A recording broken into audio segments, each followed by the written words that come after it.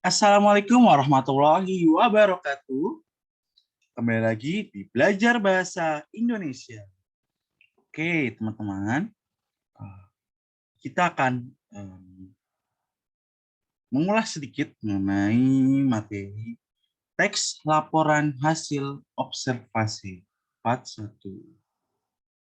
Oke, teman-teman, gimana kabar kalian? Sehat ya semuanya ya?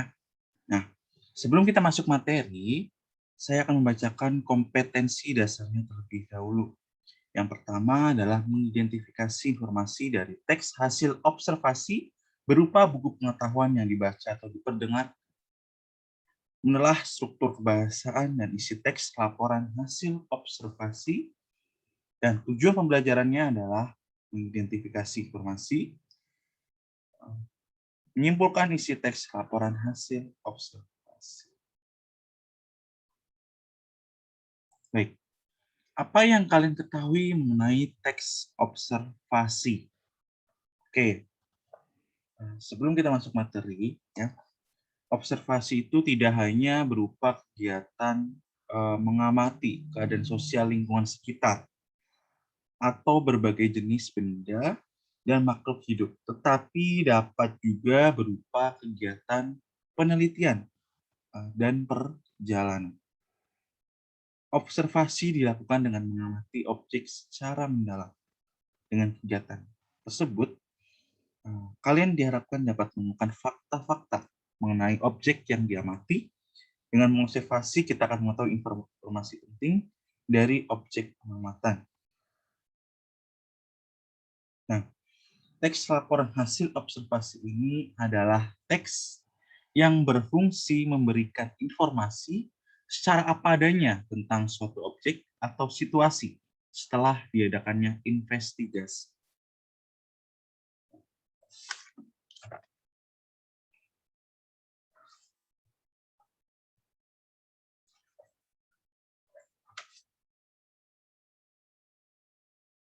Jadi secara istilah, teks laporan hasil observasi ini biasanya berisi fakta-fakta yang dibuktikan secara ilmiah. Teks laporan hasil observasi hampir menyerupai teks deskripsi karena sama-sama menyampaikan suatu informasi berdasarkan fakta. Nah, pada dasarnya ya, penemuan ilmu pengetahuan selalu dimulai dengan observasi. Dan kembali kepada observasi untuk membuktikan kebenaran ilmu pengetahuan tersebut. Jadi, observasi itu adalah metode pengumpulan data, ya, pengumpulan data melalui pengamatan langsung atau peninjauan secara cermat, ya, langsung di lapangan atau lokasi penelitian.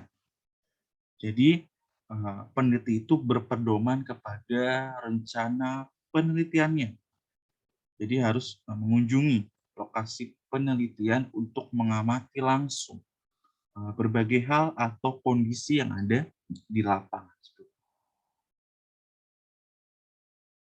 Nah, tadi ya, teks observasi itu hampir menyerupai teks deskripsi, ya, karena sama-sama menyampaikan suatu informasi ya berdasarkan faktanya tadi. Tetapi ada perbedaan pada sifatnya, ya, di mana teks laporan hasil observasi ini bersifat universal atau umum, sedangkan teks deskripsi itu bersifat unik dan individual. Nah, teks laporan hasil observasi ini disusun untuk melaporkan kegiatan pengamatan, kegiatan percobaan, dan kegiatan perjalanan. Jadi karangan tersebut itu dibuat sebagai bentuk laporan atau pertanggungjawaban atas kegiatan yang telah dilakukan. Nah, teks laporan hasil observasi ada berbagai macam. Salah satunya adalah laporan. Laporan itu apa? Laporan itu adalah jenis teks tertulis yang dibuat berdasarkan data-data yang diperoleh dari sebuah kegiatan yang telah dilakukan. Nah, kegiatan tersebut itu berupa pengamatan, penelitian, kunjungan, dan perjalanan. Jadi, pengertian teks laporan hasil observasi adalah teks yang berisi penjabaran umum atau melaporkan suatu hasil dari pengamatan. Nah, teks laporan hasil observasi itu biasanya disebut juga teks klasifikasi karena memuat klasifikasi mengenai jenis-jenis sesuatu berdasarkan kriteria tertentu. Nah, teks laporan hasil observasi bersifat faktual atau berdasarkan fakta yang ada.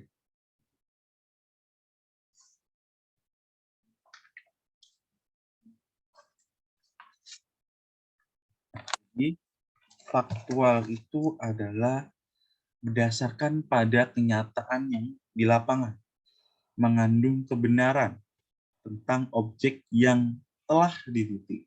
Jadi sebuah laporan itu harus faktual, karena laporan yang tidak sesuai dengan kenyataan ya, itu sulit untuk diuji kebenarannya, bahkan tidak bisa dipertanggungjawabkan.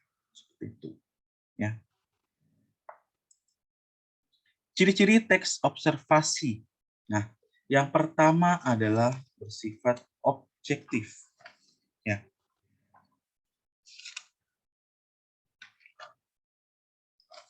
Objektif di sini berarti teks laporan hasil observasi itu harus disajikan sesuai dengan keadaan objek yang sebenarnya di lapangan, tanpa dipengaruhi pandangan atau pendapat pribadi. Ya.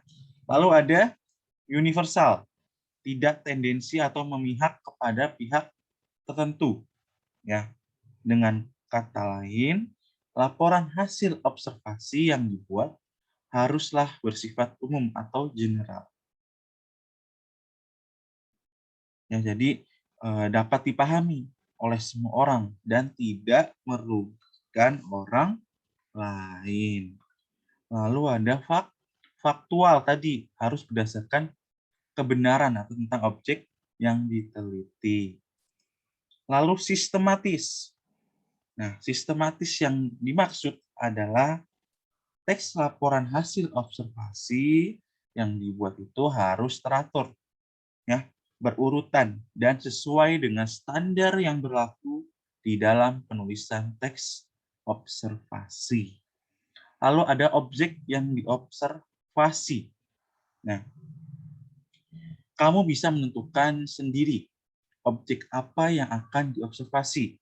Bisa tentang hewan, bisa tentang tumbuhan, lingkungan, ataupun alam semesta. Lalu tidak ada bagian penutup dari penulis laporan. Jadi penulis itu hanya bertindak sebagai pelapor yang melaporkan objek berdasarkan analisa ya dan pengamatan yang telah dilakukan. Oke, di sini ada syarat dari sebuah laporan, syarat isi dari sebuah laporan. Ya.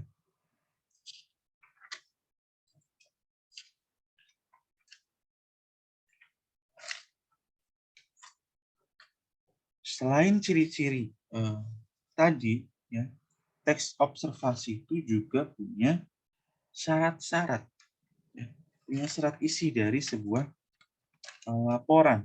Ya. Yang pertama, isi yang dibahas adalah ilmu tentang suatu objek atau konsep. Jadi yang dibahas tadi adalah objek yang akan diobservasi, misalnya tadi tentang hewan, tentang tumbuhan, tentang lingkungan atau alam semesta. Ya. Lalu yang kedua adalah objek yang dibahas bersifat umum atau general tadi, ya, sehingga menjelaskan ciri umum judul. lalu bertujuan menjelaskan dari sudut pandang keilmuan, ya, bahwa di dalam teks observasi itu, ya, kita mencari sebuah sumbernya dari beberapa objek yang akan diobservasi, ya. Jadi kita juga harus punya pengetahuan yang lebih, ya, untuk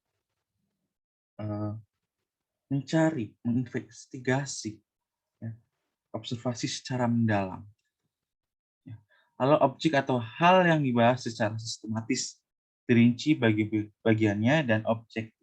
Oke, di dalam teks observasi itu, ya, harus dirinci bagian-bagiannya, ya, harus dirinci,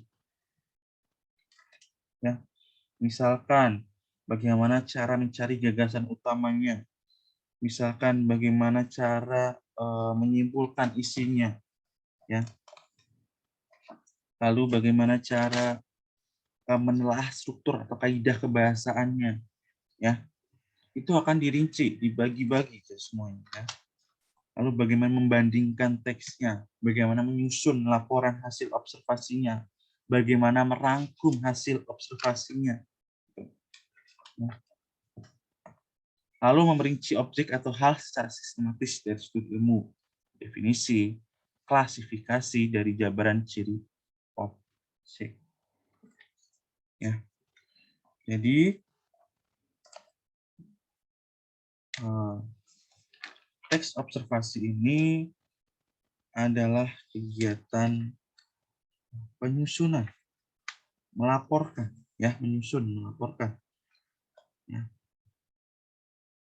kegiatan pengamatan, percobaan atau kegiatan perjalanan yang disebutkan tadi. Ya, misalkan kita mengobservasi kelestarian lingkungan hidup, ya, kelestarian lingkungan hidup.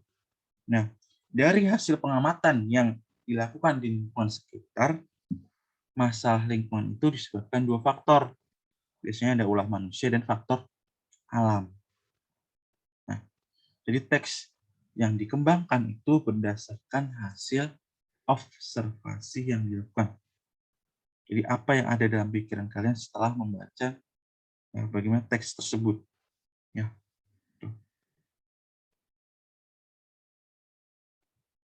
Jadi intinya adalah observasi itu merupakan peninjauan suatu gejala, ya, secara cermat untuk dapat memahami, menanggapi, dan menentukan klasifikasi dari suatu gejala yang diamati.